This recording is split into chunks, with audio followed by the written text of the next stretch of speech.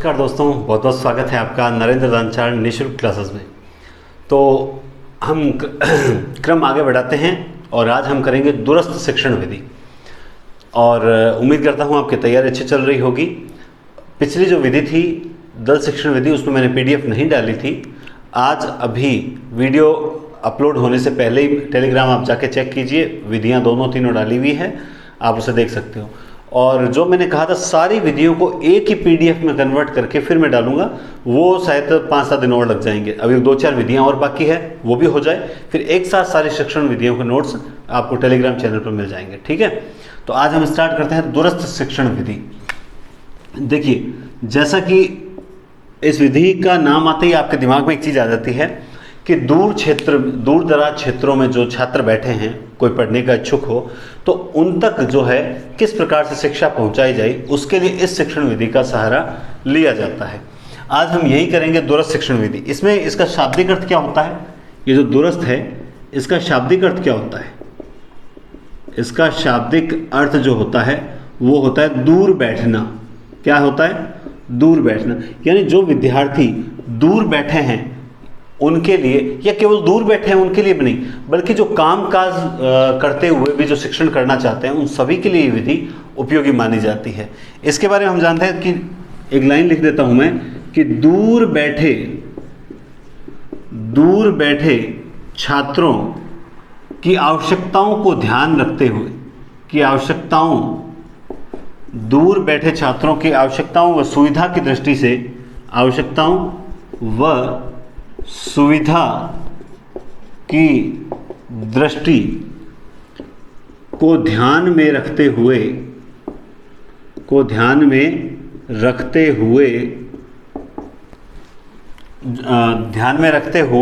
घर बैठे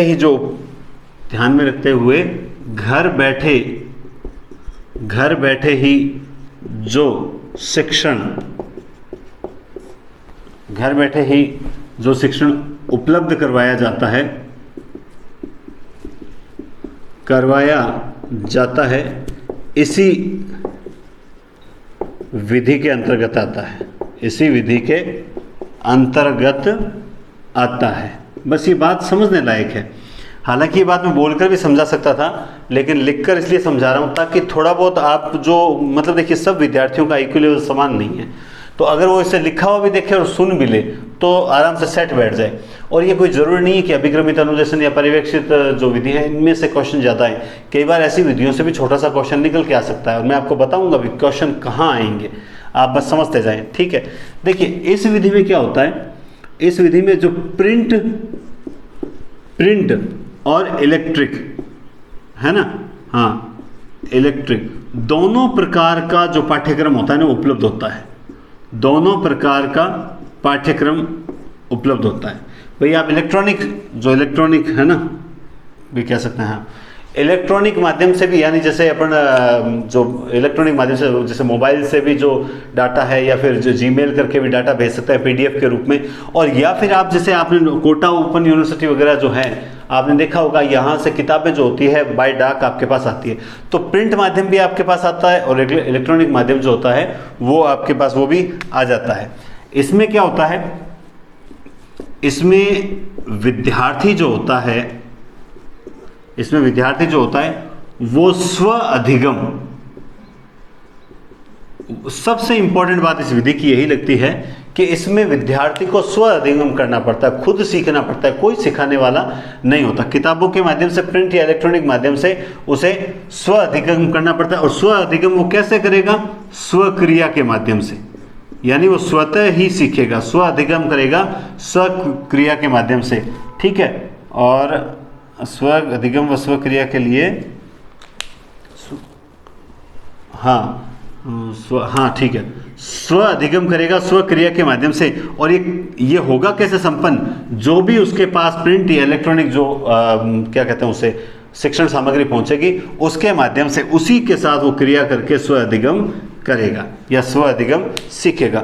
अब इसके क्या होते हैं कि इसके प्रकार भी अनेक होते हैं, मतलब ये और कई तरह से दी जा सकती है, वो भी मैं आपको टाइप्स बता देता हूँ ताकि वहाँ से कैसे प्रश्न आएगा वो भी बताता हूँ, आप देखिएगा।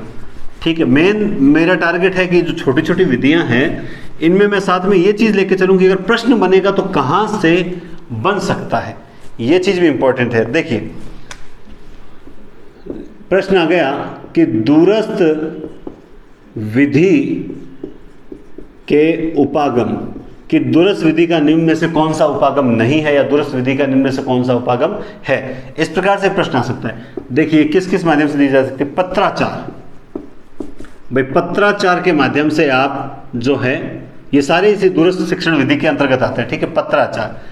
दूसरा भाई पत्राचार आप जानते हो पत्राचार क्या होता है कि मतलब जो प्रिंट मीडिया है वहाँ से पत्राचार के द्वारा उन तक भेजा जाता है, फिर वो पेपर्स वगैरह जो करके जो सिलेबस होते हैं वो खुद ही कंप्लीट करते हैं स्वक्रिया करके, ठीक है। एक होता है गृह अध्ययन, जो गृह अध्ययन के लिए कहा जाता है वो भी इस विधि के अंतर्गत आता है। तीसरा है मुक्त अध्ययन। मुक्त अध्ययन से तात्पर्य ये होता है, मैं तात्पर्य समझा देता हूँ इससे आपको समझ आ जाएगा। मुक्त अध्ययन से तात्पर्य होता है, देखिए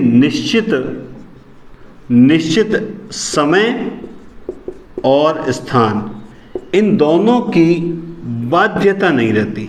मुक्त अध्ययन मतलब जब उसे समय मिला तब उसने पढ़ाई कर ली, बाध्यता नहीं रहती, बाध्यता नहीं रहती।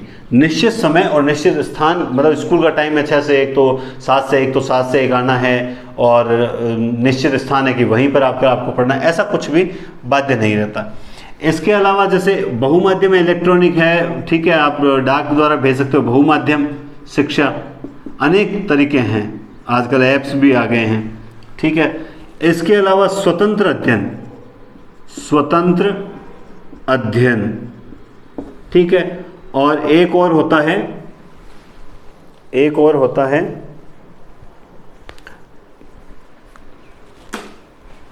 हाँ क्या बता रहा था, पत्राचार विधि, गृह अध्ययन, मुक्त अध्ययन, बहुमाध्यम। एक लास्ट और होता है टेली एजुकेशन। Tele education. अब प्रश्न कैसे निकलता है कि मान लो ये जो 6 हैं इनमें से 3 तो दे देंगे, चौथा देंगे नहीं, ठीक है, कि निम्न में से दुरुस्त विधि के उपागम में कौन सा शामिल नहीं है, या फिर मान लो 3 दूसरे देके 1 दे दे कि दुरुस्त विधि के उपागमों में कौन सा शामिल है। तो आपको 6 के 6 ये याद हो तो ज़्यादा बेस्ट रहेगा, ठीक है, हाँ जी, तो ज़्यादा बेस्ट रहेगा। दुरुस्त विधि के उपागम बड़ी सरल विधि है, छोटी सी विधि है, मैंने करवा देता हूँ एक साथ ही तो बढ़िया रहेगा। ये लीजिए, चलिए अब देखो एक परिभाषा अगर हम समझें तो उस परिभाषा से सारा क्लियर हो जाएगा। जैसे पीटर्स की परिभाषा है, पीटर्स वो परिभाषा क्या कहता है वो देखिए कि दूरस्थ शिक्षा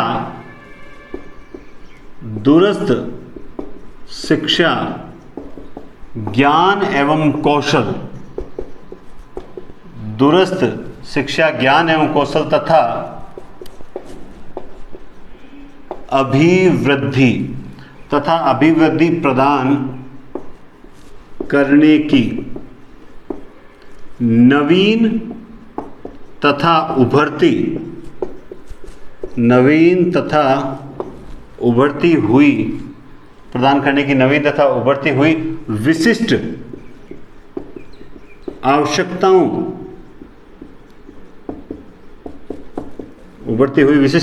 की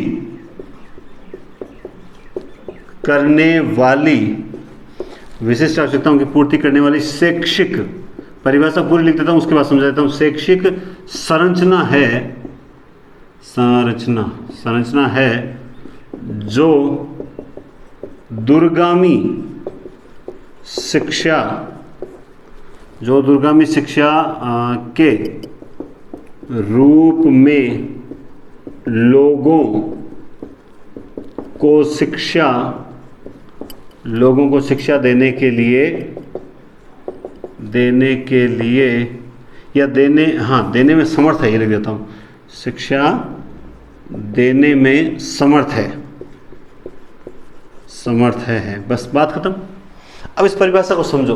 परिभाषा सारी, मैं इसीलिए आपको बोलता हूँ परिभाषा याद करते हो ना तो सारी चीज़ें एक साथ क्लियर हो जाती है कि दूरस्थ शिक्षा ज्ञान एवं कौशल तथा अभिवृद्धि प्रदान करने की नवीन, बिल्कुल ये नवीन टेक्निक है, पहले तो ऐसा कोई सिस्टम ही नहीं था, नवीन और उभरती हुई विशिष्ट आवश्यकताओं की पूर्ति करने वाली एक क्या है, शैक्षिक संरचना कहा है। यानी दूरस्थ शिक्षण विधि को नवीन विधि या नवीन शैक्षिक संरचना कहकर किसने पुकारा है? तो वो कौन है? पीटर है, जो कहता है कि जो दूरगामी शिक्षा के रूप में लोगों को शिक्षा देने में समर्थ है। बिल्कुल, ये बहुत सरल परिभाषा है और बहुत अच्छी परिभाषा है, जरूरी है हम इसे समझ लें। दूसरा, आपको अगर ऐसा लगता है कि आपको कोई चीज़ याद नहीं हो रही है, आप सर पढ़ तो रहे हो, घबरा रहे हो, सर याद नहीं हो रही, नींद है, तो एक बात बता दूं, आपको ये सिर्फ लगता है। अगर आपने कोई चीज़ बढ़िया तरीके से पढ़ रखी है ना, तो सिर्फ आपको लगता है कि आपको याद नहीं है। जिस दिन एग्जाम में क्वेश्चन आएगा, आपका आंसर सीधा राइट जाएगा। इसीलिए आत्मविश्वास कभी ना खोए। ये सबके साथ होता था, मेरे साथ हजारों के साथ होता है, लाखों के साथ होता है, लेकिन वहां जो धैर्य से काम लेगा उसका सर। भाई आपको पता है कि जब आप पढ़ते हो तो आपको ऐसा लगता है कि नहीं यार ये तो मुझे अच्छी तरह से याद है, बस, तो फिर टेंशन लेने की आवश्यकता नहीं है, फिर आपको रत्ती भर भी टेंशन लेनी नहीं है। क्लियर है? तो पीटर्स दूरस्थ शिक्षा ज्ञान एवं कौशल तथा अभिवृद्धि प्रदान करने की नवीन तथा उभरती हुई विशिष्ट आवश्यकताओं की पूर्ति करने वाली शैक्षिक संरचना है, जो दूरगामी शिक्षा के रूप में लोगों को शिक्षा देने में समर्थ है। अब एक कुलश्रेष्ठ है, वो क्या कहता है वो भी देख लेते हैं, यही देख लेते हैं। कुलश्रेष्ठ क्या कहता है कि दूरस्थ शिक्षा, ये इंपॉर्टेंट है, ध्यान रखना, दूरस्थ शिक्षा व्यापक तथा अनौपचारिक है। और बिल्कुल सही बात है। अनौपचारिक कैसे है भाई? आपको होता है कि इसमें उपचार तो कोई है ही नहीं, बहुत ही मतलब इनडायरेक्टली दी जा रही है। तो दूरस्थ शिक्षा व्यापक तो है ही, लेकिन साथ में क्या है? अनौपचारिक शिक्षा। अनौपचारिक शिक्षा की एक विधि है। अनौपचारिक शिक्षा की एक विधि है। दूरस्थ शिक्षा व्यापक और अनौपचारिक शिक्षा की एक विधि है। उम्मीद करता हूं आपको अच्छे से दिखाई दे रहा होगा। हाँ, यहां तक तो दे रहा है। चलिए, इससे नीचे नहीं लिखेंगे। तो दूरस्थ शिक्षा को नवीन शैक्षिक संरचना तो कहा है पीटर्स ने, और दूरस्थ शिक्षा को व्यापक और क्या कहा है? हाँ, अनौपचारिक शिक्षण विधि किसने कहा है? कुलश्रेष्ठ ने कहा है। किसने कहा है भाई? कुलश्रेष्ठ ने कहा है। तो इस चीज को भी आप लोग बराबर ध्यान में रखना। दो परिभाषाएं हो गई। हम क्रमबद्ध चलेंगे बढ़िया तरीके से, जाके सारी चीजें क्लियर हो जाए, दूरस्थ शिक्षण विधि के बारे में कुछ भी बाकी न रहे। ठीक है, चलिए अब हम इसके, देखो इस विधि के बारे में एक बात बता दूं, इस विधि के गुण देखते हैं पहले, फिर लास्ट में बता दूंगा इस विधि के गुण क्या है। दूरस्थ शिक्षण विधि के गुण देखते हैं। इस विधि के गुण ज्यादा हैं, दोष कम है। ठीक है, गुण सबसे पहला क्या है? पहला गुण इसका है कि कामकाजी जो व्यक्ति है ना, कामकाजी व्यक्तियों के लिए उपयोगी है कि नहीं है? बिल्कुल है। जिसका काम भी चलता रहे और वो पढ़ना भी चाहे तो अपनी स्टडी को जारी रख सकते हैं, ये सबसे पहला है। दूसरा, हर क्षेत्र में बैठे लोग पढ़ सकते हैं। भाई हर क्षेत्र में, मतलब कोई सा भी क्षेत्र, कितना भी दुर्गम क्षेत्र क्यों ना हो, कठिन मतलब बहुत दुर्गम रास्ता क्यों ना हो, वहां बैठे लोग भी अगर पढ़ना चाहें तो इस विधि के माध्यम से पढ़ सकते हैं। तीसरा क्या है? इस विधि में इच्छानुसार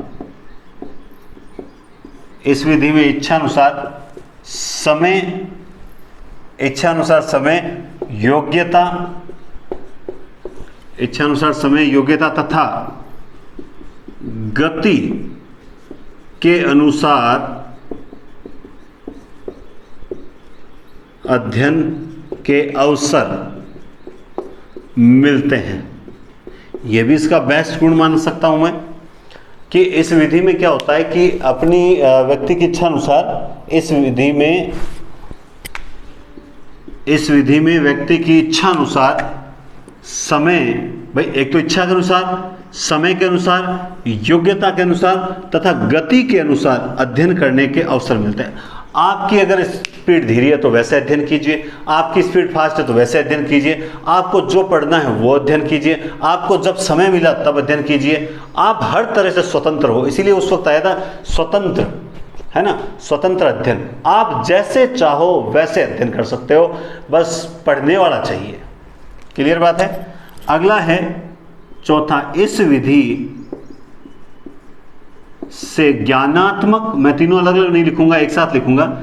इस विधि से ज्ञानात्मक, भावात्मक और मनोवैज्ञानिक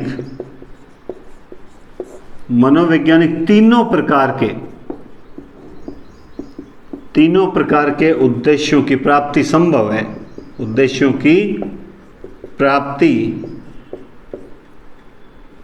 संभव है। बस भाई, इस विधि से ज्ञानात्मक, भावात्मक और मनोवैज्ञानिक तीनों प्रकार के उद्देश्य जो एक शिक्षण विधि के माध्यम से हमें प्राप्त करने होते हैं एक अध्यापक को, उन सब की प्राप्ति संभव है। ठीक है ना।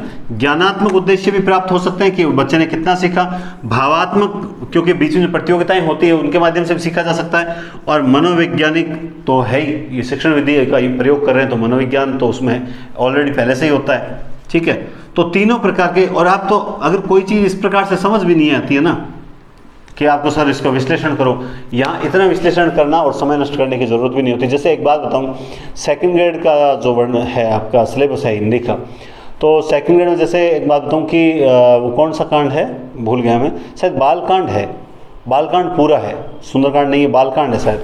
तो अब वो बालकांड इतना बड़ा है और लगभग शायद 40-45 पेज का है, वो 45-50 पेज का जरूर था, मुझे याद है लक्ष्य गाइड में। तो अब उसमें से क्वेश्चन हमें बताते हैं कि 1 या 2 आएगा, तो अब 2 क्वेश्चन के लिए 50 पेज पढ़ना, मैं कहता हूँ मूर्खता से ज़्यादा कुछ नहीं। इसकी बजाय हमें सार पढ़ लेना बेस्ट था कि सार पढ़ लेते हैं और उसके आधार पर अंदाजे से उत्तर कर देंगे तो ज़्यादा बेस्ट रहता है। और अगर सार में से उत्तर नहीं आया तो फिर किसी को नहीं आएगा, क्यों घबराना। तो कई बार स्मार्ट स्टडी का भी आपको सहारा लेना पड़ता है, थोड़ा पढ़िए मगर थोड़ा स्मार्ट तरीके से पढ़िए। ठीक है। 5वां देखिए, जहां सुविधाओं का अभाव है ना, जहां सुविधाओं का अभाव है उनके लिए उपयोगी है, उनके लिए अत्यंत उपयोगी है, अत्यंत उपयोगी। जहां सुविधाओं का अभाव रहेगा उन छात्रों के लिए ये बहुत उपयोगी विधि मानी जाती है। नेक्स्ट देखिए 6, यह ज़्यादा लचीली है। ये बहुत इंपॉर्टेंट बात बता रहा हूं, यह ज़्यादा लचीली है। ये देखो इसका ये रहा, इस बात की व्याख्या ये 3 नंबर पॉइंट कर रहा है। भाई इस विधि में इच्छा अनुसार पढ़ो, समय अनुसार पढ़ो, योग्यता अनुसार पढ़ो, गति अनुसार पढ़ो। इसका मतलब बड़ी लचीली विधि है, आप जैसे चाहो वैसे पढ़ सकते हो। ठीक है। और 7वां है, अधिगम की स्वतंत्रता रहती है।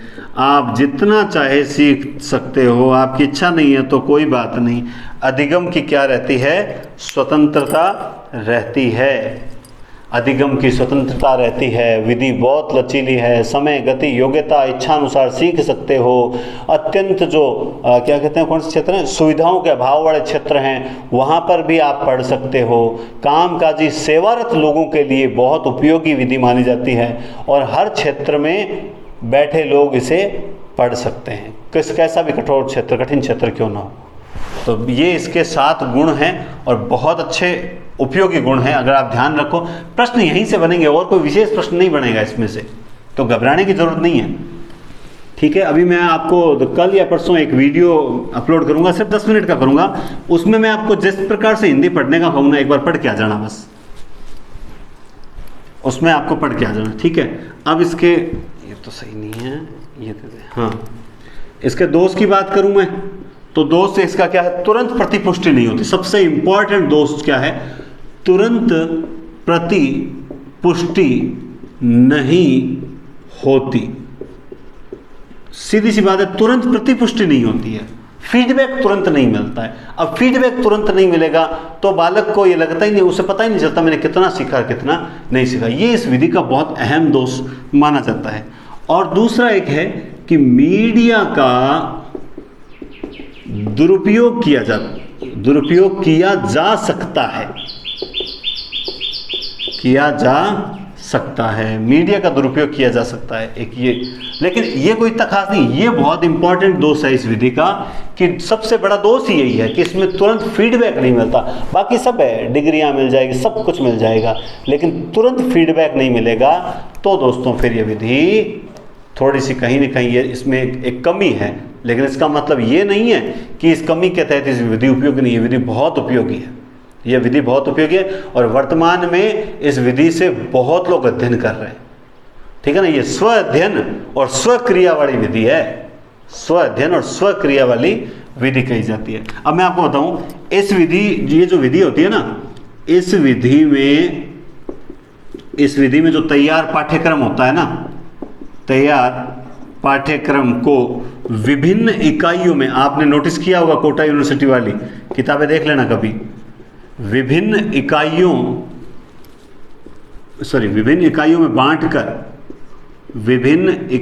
में बांटकर उस पर योग्य प्राध्यापकों के माध्यम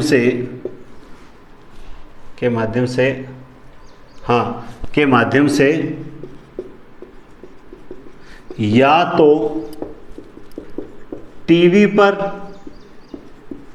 या तैयार सामग्री की प्रतियां छात्रों के घर तक भेजी जाती है। भाई इस विधि में कैसे अध्ययन करवाया जाता है, तो वो एक बात भेजी जाती है। हाँ, ये लिख दूं, क्या कहता है कि इस विधि में तैयार जो पाठ्यक्रम है ना, उसको विभिन्न इकाइयों में बांटकर, उस विधि को विभिन्न इकाइयों में बांट दिया जाता है और उसके बाद योग्य अगर प्राध्यापक मौजूद हैं तो उनके माध्यम से लाइव प्रसारण किया जाता है टीवी पर।